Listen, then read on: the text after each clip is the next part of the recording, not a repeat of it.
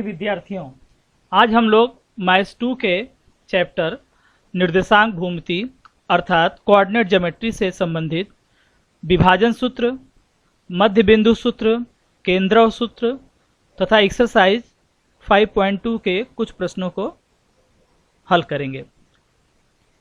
आपके सामने स्क्रीन पर विभाजन सूत्र फार्मूला यहाँ पे दिखाई दे रहा है। सेक्शन फार्मूला क्या है? प्रतल एक्स वाई पर स्थित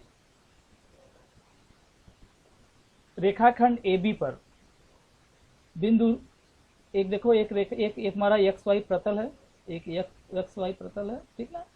इस पर जो है एक बिंदु यहाँ एक्स वाई प्रतल में एक बिंदु A है जिसका निर्देशांक x1 y1 है और B का जो है निर्देशांक जो उसका कोऑर्डिनेट है वो x2 y2 है। जो बिंदु P है यह क्या कर रहा है, इस AB को दो हिस्से में देख रहे हो डिवाइड कर रहा है, एक AP और एक क्या PB। अगर AP को हम m मान लें और PB को n मान लें तो AP अपान PB का जो अनुपात आएगा वो AP अपान PB का अनुपात कितना होगा, m अपान n हो जाएगा। कहने मतलब जो बिंदु P है वह रेख AB को m/n अर्थात m अनुपात n, ठीक ना, m/n के अनुपात में विभाजित करता है। तो इसमें निकालना है कि x का कोऑर्डिनेट कितना आएगा और y का कोऑर्डिनेट कितना आएगा, मतलब जो बिंदु P है उसका निर्देशांक कितना होगा। तो देखो जो x की वैल्यू होगी वह होगी mx2 plus nx1 upon m plus n होगी और y की वैल्यू होगी वह होगी, ये जो y है इसकी वैल्यू आएगी my2 plus ny1 upon m plus n। अब एक चीज़ ध्यान देना है कि यहाँ पे देख रहे हो x2 के साथ भी m आया है और y2 के साथ भी m आया है, मतलब जो AP जो एक रेखाखंड है इसकी लंबाई कितनी है, m है। इसका जो संबंध देख रहे हो किससे हो रहा है, x2 y2 से हो रहा है। और वैसे यहाँ पे देखो PB कितना है, n है, इसका n का जो संबंध है वो किससे हो रहा है, x1 y1 से हो रहा है।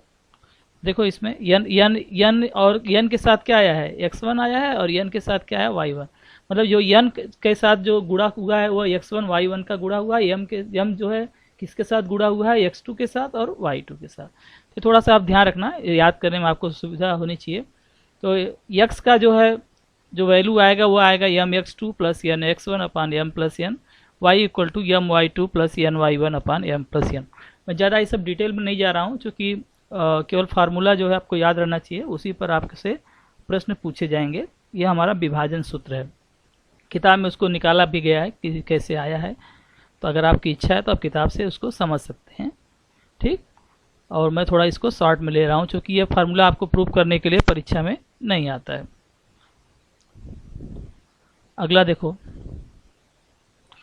रेखाखंड के मध्य बिंदु का सूत्र। एक रेखाखंड AB है, दिखाई दे रहा है, इसका मध्य बिंदु जो है P है। अगर मध्य बिंदु P है तो जो इधर का हिस्सा है और इधर का हिस्सा दोनों आपस में क्या हो गए, बराबर हो गए। भाई मध्य बिंदु है ना, तो जो यह m वाला पार्ट है और जो n वाला पार्ट है, अगर m/n के अनुपात विभाजित करता है तो m और n आपस में क्या हो गए, बराबर हो गए। m और n क्या हो गए, आपस में बराबर हो गए। तो वही विभाजन सूत्र में क्या करेंगे, m और n दोनों बराबर हो गए तो mx2 plus nx1 upon m plus n, इसमें n के स्थान पे m रख दो। तो देखो यहाँ पे m यहाँ पे है, m कॉमन हो जाएगा और m और m मिलके कितना हो जाएगा, 2m हो जाएगा। m जो है m से कैंसिल हो जाएगा तो x की वैल्यू क्या आ जाएगी, x1 प्लस x2 अपान 2 हो जाएगा। ऐसे यहाँ निकालोगे तो y इक्वल टू आ जाएगा y1 प्लस y2 अपान 2। तो अगर किसी भी रेखाखंड के जो दोनों सिरे हैं जैसे A और B, इसका अगर कोऑर्डिनेट दिया हुआ है, इसका निर्देशांक दिया हुआ है, तो हम मध्य बिंदु का निर्देशांक इस सूत्र से प्राप्त कर सकते हैं। कैसे, x का मान हम निकालेंगे x1 प्लस x2 अपान 2 करके, और y का जो मान है, y का मान है वह y1 प्लस y2 अपान 2 से हम इसको निकाल सकते हैं। यह भी प्रूफ करने के नहीं आता है इसका, लेकिन हम लोग यूज करेंगे प्रश्नों को हल करने में। नेक्स्ट है केंद्र बिंदु का सूत्र या माध्यिका संगामी बिंदु का सूत्र। केंद्र उसको बोलते हैं जहाँ पे तीनों माध्यिकाएं एक दूसरे को प्रतिच्छेदित करती हैं।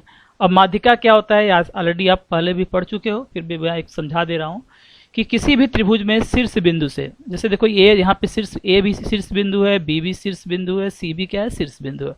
तो यह शीर्ष बिंदु हमने यहाँ पे एक ही माध्यिका खींचा है, तो ये देखो शीर्ष बिंदु है, शीर्ष बिंदु से सम्मुख भुजा के मध्य बिंदु डी क्या है, इस बीसी का मध्य बिंदु है। डी किसका मध्य बिंदु है, बीसी का। तो यह मध्य बिंदु हो गया और यह क्या हो गया, शीर्ष बिंदु हो गया। तो शीर्ष बिंदु से सम्मुख भुजा के मध्य बिंदु को मिलाने वाला जो रेखाखंड होता है उसे हम बोलते हैं माध्यिका। बराबर। किसी भी त्रिभुज में शीर्ष बिंदु से, किसी भी शीर्ष बिंदु से सम्मुख, उसके सम्मुख भुजा के मध्य बिंदु को मिलाने वाला रेखाखंड माध्यिका कहलाता है। तो ये एडी एक माध्यिका हो गया। अगर यहाँ से खींचो तो एक माध्यिका यहाँ भी मिलेगी, यहाँ से खींचोगे तो एक माध्यिका यहाँ मिलेगी। तो त्रिभुज में 3 माध्यिकाएं होती हैं, फिलहाल उसने एक ही दिखाया है। तो जहाँ पे तीनों माध्यिकाएं प्रतिच्छेदित करती हैं, जैसे यहाँ देखो बिंदु जी लिखा है ना, जहाँ पे तीनों माध्यिकाएं प्रतिच्छेदित करते हैं उसे हम बोलते हैं केंद्रव। क्या शब्द यूज करते हैं, केंद्रव। अगर इस केंद्रव का निर्देशांक एक्स वाई है तो जो यक्स का मान होगा, देखो यहाँ पे जो यक्स का मान होगा वह क्या होगा, x1 plus x2 plus x3 अपान 3। ठीक ना। ये जो ए x1 y1 हमने लिया है, b का निर्देशांक x2 y2 लिया है, c का x3 y3 है, तो जो यक्स का मान निकलेगा वह क्या आएगा, x1 plus x2 plus x3 अपान 3, और y का मान आएगा y1 plus y2 plus y3 अपान 3। मतलब अगर x1 x2 x3 का मान दिया है तो x का मान निकल सकता है, मतलब यहाँ पे जो केंद्र है उसके निर्देशांक हम मालूम कर सकते हैं, वैसे ही y का मालूम कर सकते हैं। तो ये हमारा हो गया केंद्र बिंदु सूत्र। तो 3 सूत्र आपने ध्यान रखा, विभाजन सूत्र, मध्य बिंदु सूत्र और केंद्र बिंदु सूत्र। इसी पर बेस्ड हमारी एक्सरसाइज 5.2 है। अब देखो स्क्रीन पे एक्सरसाइज 5.2 का पहला प्रश्न दिखाई दे रहा है। का यदि बिंदु P बिंदुओं A -17 B 4-3 को जोड़ने वाले रेखाखंड को 2:3 अर्थात 2:3 के अनुपात में विभाजित करता हो तो बिंदु के निर्देशांक ज्ञात करो। तो देखो जो A है इसका निर्देशांक हम मान ले रहे हैं x1 y1 जो कि किसके बराबर है, -17 के बराबर है। और B का जो निर्देशांक है इसको हम मान ले रहे हैं x2 y2, यह किसके बराबर दिया है प्रश्न में, 4-3 के बराबर। और जो दोनों को डिवाइड कर रहा है उसका जो है बिंदु P जो है उसका निर्देशांक हम मान ले रहे हैं xy। जो विभाजित करता है उसका निर्देशांक ही हम लोग xy मानते हैं और अगल बगल वाले को x1 y1 और x2 y2 मानते हैं। तो देखो यहाँ से x1 का मान कितना हो गया, -1 जो हमने यहाँ लिखा है, y1 का मान हो गया 7, x2 का मान हो गया 4 और y2 का मान हो गया -3 जो कि हमने यहाँ पे मेंशन किया है। अब बिंदु P जो है प्रश्न में दिया है ना कि बिंदु P जो है ये जो रेखाखंड है AB इसको 2:3 के अनुपात में विभाजित करता है। बिंदु P रेख AB को 2:3 के अनुपात में विभाजित करता है तो हम कह सकते हैं कि m/n = 2:3। वहाँ m और n के बारे में बताया था मैंने इसके पहले सूत्र में। तो m/n = 2:3। लेकिन इस चैप्टर में देखो ध्यान दो, यह अनुपात है, 2:3 क्या एक अनुपात है m/2। तो यहाँ पे m की वैल्यू 2 और n की वैल्यू 3 हम लेंगे, लेकिन यह इसी चैप्टर में लेंगे। ये ध्यान रखना, कहीं भी अगर इस तरह का अनुपात दिया है तो ऐसा नहीं मत ध्यान देना कि m = 2 होता है, n = 3 होता है। यह उसके उन दोनों के अनुपात है, वो 2:3, न कि उसकी वैल्यू है फिलहाल जो। लेकिन हम इस चैप्टर में हम क्या करते हैं, उसको डायरेक्टली वही वैल्यू हम ले लेते हैं, उसका मान ले लेते हैं। तो m का मान यहाँ 2 ले लेंगे और n का मान 3 लेंगे। सूत्र वही हम प्रयोग करेंगे, विभाजन सूत्र, x = mx2 + nx1 upon m + n। तो देखो m का मान कितना है, 2 है, यहाँ से ले लिया हमने। m = कितना लिया, 2 ले लिया, और n = कितना लिया, 3 लिया। तो m हो गया, x2 कितना है, ध्यान दो x2 यहाँ पे कितना लिखा है, 4 हो गया, प्लस n कितना है, 3 है। देखो यहाँ पे n 3 है ना, n 3 है। x1 कितना है, -1, x1 कितना है, -1 है, अपान m + n मतलब 2 + 3। ठीक। अब 2 में 4 का गुणा करेंगे 8 हो जाएगा, प्लस का माइनस में गुणा करेंगे, देखो यहाँ +3 है, -1 है, प्लस का माइनस में गुणा करेंगे माइनस हो जाएगा, 3 का 1 में गुणा करेंगे 3 हो जाएगा, 2 में 3 ऐड करेंगे 5 हो जाएगा। तो हो गया 8 - 3 अपान 5, 8 में से 3 सब्ट्रैक्ट करेंगे, घटाएंगे तो आ जाएगा 5 अपान 5, मतलब कितना आ गया, x का मान कितना आ गया, 1 आ गया। अब देखो यहाँ पे y का सेम वैसे ही, y = जाएगा my2। सूत्र आपको याद रखना है, my2 + ny1 upon m + n। m का मान कितना है, 2 है, y2 -3 है, प्लस n कितना है, 3 है, और y1 कितना है, 7 है। y1 देखो कितना है, 7 है। तो हो जाएगा 2 में -3 का मल्टीप्लाई करोगे तो -6 हो जाएगा, 3 में 7 का मल्टीप्लाई करोगे 21 हो जाएगा। तो 21 माइनस 6 कितना आएगा 15, क्योंकि बड़ा नंबर के साथ प्लस साइन है तो यहाँ पे प्लस आएगा, ठीक ना। जब भी एक प्लस हो एक माइनस हो, जब उसको हम ऐड करते हैं तो जो बड़ा नंबर के साथ जो साइन रहती है वही साइन आती है। तो यहाँ पे प्लस 21 है तो यहाँ पे आ जाएगा प्लस 15 अपॉन 5 इक्वल टू, अभी डिवाइड कर दें कितना आ जाएगा 3। तो यक्स का जो मान आया वो 1 आया, वाई का मान आ गया 3। ये मान उठा के यहाँ पे रख देंगे। देखो यहाँ लिखे हो ना, बिंदु P का निर्देशांक बराबर एक्स वाई। तो P का निर्देशांक एक्स वाई कितना हो जाएगा, एक्स का मान 1 और वाई का मान 3, तो P का निर्देशांक कितना आ गया 1 3 हो गया, ठीक ना। एकदम सिंपल प्रश्न है ये सब। अगला प्रश्न देखो, क्या नीचे दिए गए प्रत्येक उदाहरण में, देखो इसमें 3 उदाहरण दिया है, मैंने एक ही लिया है, 2 3 आपको अपने से लगाना है। दिए गए प्रत्येक उदाहरण में PQ को A/B के अनुपात में विभाजित करने वाले बिंदु A के निर्देशांक ज्ञात कीजिए। पहले आप प्रश्न समझो जरा। एक PQ रेखाखंड है जिसको A डिवाइड कर रहा है किसके अनुपात में, A/B। वहाँ पे हम लोग क्या यूज किए थे, M/N, जो फार्मूला में M/N है, M/N के स्थान पे यहाँ पे इस प्रश्न में A/B दे दिया है, तो उससे कुछ आपको घबराने की जरूरत नहीं है, एकदम सिंपल चीज़ें हैं। तो देखो P का कोऑर्डिनेट -3 7 है, Q का 1 4 है, A/B इक्वल टू 2:1 दिया है। तो P का कोऑर्डिनेट इसको हम x1 y1 मान लेंगे, तो x1 y1 इक्वल टू हो जाएगा -3 7। Q का 1 4 है तो इसको x2 y2 ले लो, 1 4 हो गया। और जो दोनों को डिवाइड कौन कर रहा है, A, तो जो डिवाइड कर रहा है उसका निर्देशांक क्या मानते हैं, xy, तो xy हो गया। अब देखो x1 इक्वल टू -3 हो जाएगा, y1 इक्वल टू 7 हो जाएगा, x2 इक्वल टू 1 हो जाएगा और y2 इक्वल टू -4 हो जाएगा। तो बिंदु A रेख AB को A/B के अनुपात में विभाजित करता है, तो हम कह सकते हैं कि M/N, जो कि इस फार्मूले में M/N है, तो M/N के स्थान पे प्रश्न में क्या दिया है, A/B दिया है, मतलब M के स्थान पे A दिया है और N के स्थान पे B दिया है, और इसका मान कितना दिया है 2:1 दिया है ना, 2:1 यहाँ पे।